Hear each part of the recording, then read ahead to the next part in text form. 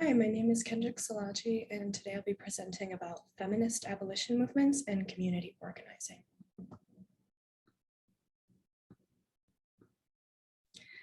So the first quote I included is, "Justice is indivisible," and this is a quote by Martin Luther King. Angela Davis mentioned this quote in her critical reading, "Are Prisons Obsolete?" I think it represents the intersectionality between a lot of the issues we've covered in this section between race, gender, class, and it's impossible to really think about these issues without recognizing that the abolition of prisons is directly related to defunding police, feminism, and Black Lives Matter, because all of these movements seek freedom and justice for those who have been victims of the same system.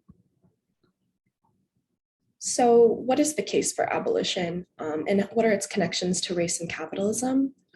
Prison abolition is just the radical goal that envisions this world without cages.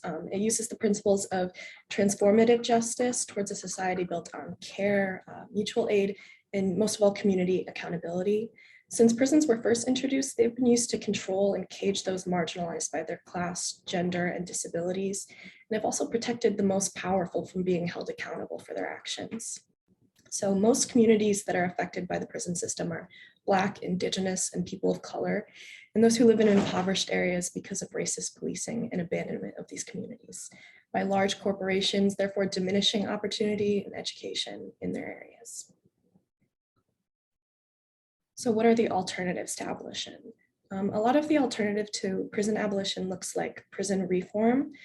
This looks like better quality food and sleeping arrangements and resources for prisoners, access to education while they're incarcerated, and better integration of ex-prisoners rejoining society after they get out. This also includes justice system reforms, like reduced sentencing and decarceration for nonviolent crimes.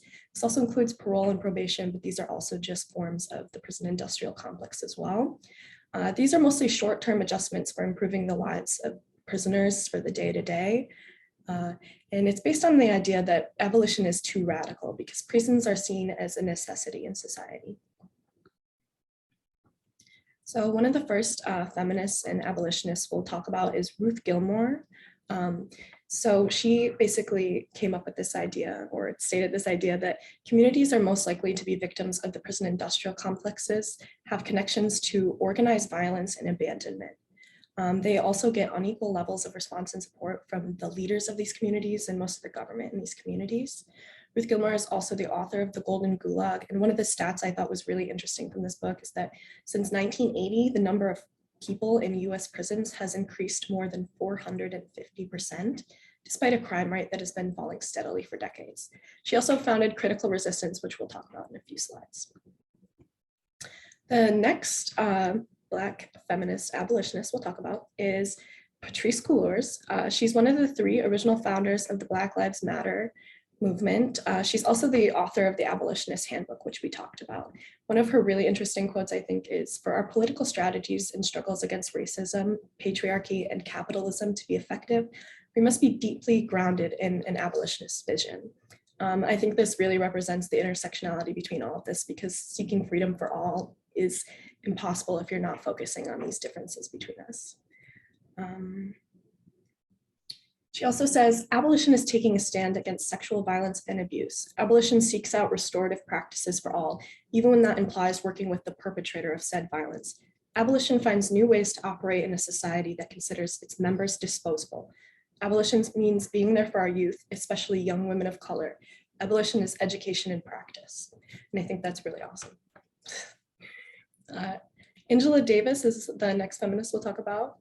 She says, "The contemporary US practice of super incarceration is closer to the new age slavery than any recognizable system of criminal justice. Prison does not deal with society issues. Effectively, it just creates more bodies behind bars and profits off of them.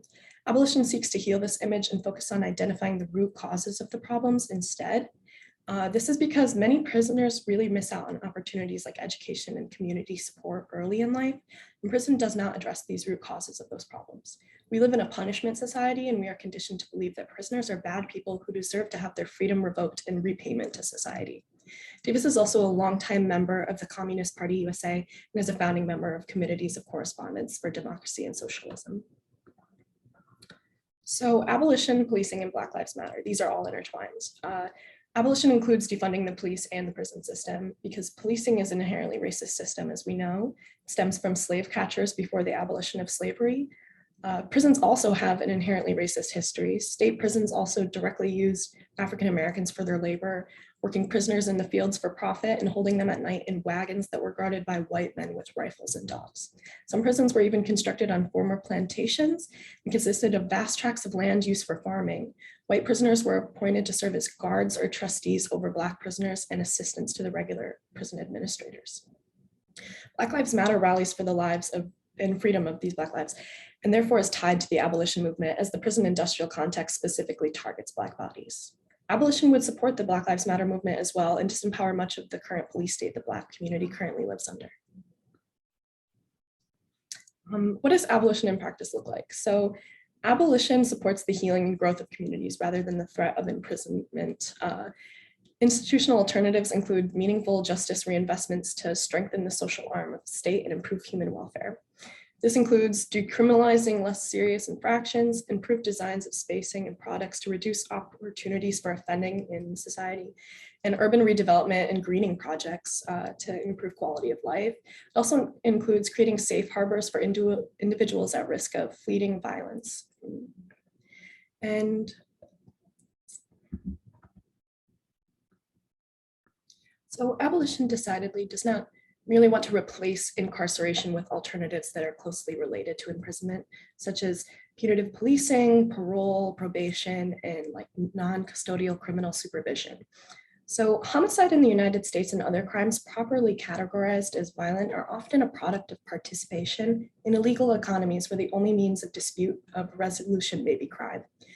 Others who are convicted of crimes of violence are not especially dangerous and would not perpetrate such violence if they had a means of self-support or means of mental health care or other necessary care that would enable them to make thorough contributions to society through social justice, culture, businesses, and the arts. Moreover, the current enforcement patterns disproportionately focus on certain forms of often radicalized criminal threat and ignore altogether other forms of grave interpersonal harm. Racially targeted policing and racial disproportionality throughout the criminal process reflect how crime and threat are understood in a reference to race in ways that exacerbate racialized police violence and distract at decriminalizing certain narcotics markets. This would drastically reduce the considerable dangers that involve violence. So community organizing, this is a big part of our section this week. So these are some of the current organization movements that are practicing abolition and working towards like a prison-free society. The first one is Dream Corps Justice. They have a few different campaigns that they're working on. The Cut 50 campaign is currently working to cut 50% of incarcerated people in the United States through different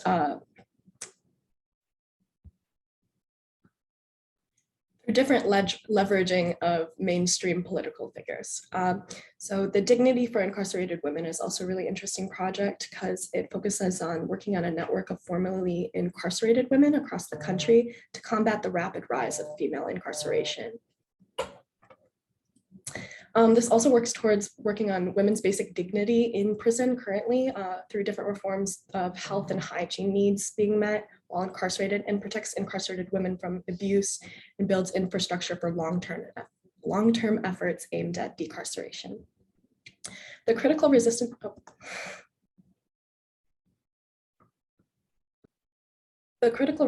movement is based on the vision of creating a healthy community that responds to harm without relying on imprisonment or punishment. A quote from their website says, "We call our vision abolition, drawing in part from the legacy of the abolition of slavery in the 1800s. As prison industrial complex abolitionists, we understand that the prison industrial complex is not a broken system to be fixed. The system rather works precisely as it is designed to contain, control, and kill those people representing the greatest threats to state power. Our goal is not to improve the system even further, but to shrink the system into non-existence. We work to build healthy, self-determined communities and promote alternatives to the current system." So for my current event this week, I chose the death of Isa Abdul Karim at Rikers Island. This is a really long story, and it does include some kind of triggering content of racism and harm in prison. So if this is something that will affect you, a warning right now. So prisoners at Rikers Island were kept in decommissioned public shower rooms with locked doors for the past month in September. For years, abolitionists have warned against the unsafe and dehumanizing treatment at Rikers Island. In fact, in September of 2021, there were several rallies protesting the prison as it came out that conditions were unlivable and the treatment of prisoners was killing them. For years, abolitionists have warned against this safe and dehumanizing treatment. A bit about Rikers Island. Cut off from the rest of the city by water on all sides and accessible by but only a long causeway, New York's island gulag has always been out of sight and out of mind. Most people don't even know about Rikers Island. When the US Attorney Preet Bharara issued a scathing report describing Rikers as more inspired by Lord of the Flies than any legitimate philosophy of human detention. So in September, lawmakers visited the prison and people who were accompanied by them returned from their visit visibly shaken.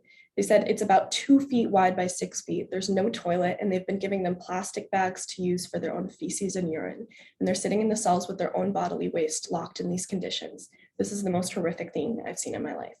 In the last 8 months, 11 people have died in custody on the island, 5 of them taking their own lives. In less than a year, on September 10th, the chief medical officer on Rikers wrote a letter to the New York City Council warning that in 2021, we've witnessed a collapse in basic jail operations, such that today I do not believe the city is capable of safely managing the custody of those it may be charged with incarcerating in its jails. Mayor de Blasio has still yet to roll out a plan to close Rikers permanently. So the 11th prisoner to die on Rikers Island was Isa Abdul Karim. A week before his death was when the medical officials warned publicly that the jail system on Rikers Island cannot guarantee the health and safety of these people locked up there. They called for emergency action to empty the jails and take them out of city control. A staff member said, "We stress their bodies in significant ways because of environmental conditions, lack of sleep, lack of consistent access to food and medicine, because they're not afforded access to the yard." During a previous incarceration, Karim experienced the unchecked violence of Rikers and the vindictive fraternity of jail guards when he was beaten brutally and punitively denied medical care. Karim is a disabled person with outlying medical issues and spends most of his time in a wheelchair already.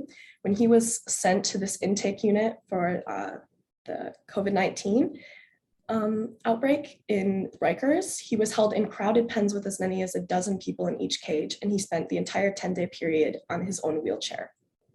Karim contracted COVID-19 in the intake pens and then was taken to a quarantine facility. Once discharged and assigned to a housing unit, Karim suddenly experienced acute shortness of breath and became unconscious and collapsed. He was pronounced dead shortly after without receiving any medical care besides CPR in his final moments. Karim was subjected to the ordeal of detention, even though in most states he would have never been incarcerated. He was brought to Rikers after being arrested on August 18th on an old technical parole violation warrant, even though his parole had already ended in June. So many people at the staff of Rikers Island said, that's Karim's story, but that's also Brandon Rodriguez's story. That's also Isaiah Johnson's story. So many people have died at Rikers in the same way. Through the State Department Corrections and Community Supervision, which runs the parole system in New York, they said that Karim's case would have been reviewed and dismissed the next week, which is very unfortunate. Karim's death is obviously a terrible tragedy, and it's a perfect example of why prison abolition is necessary and why we need to listen to these community organizers and protesters and organize for better reforms in the treatment and facilities for prisoners. This also shows us how fundamentally broken the system is and that we need to work on long-term goals for the abolition of the system that dehumanized and murdered Isa Abdul Karim and many, many others. So at the end of my presentation, these are my questions for comprehension. Is prison necessary in your opinion? And are prisons a valid form of justice? And what would the abolition of the prison industrial complex look like to you? So thanks for listening to my presentation. I hope you learned a lot.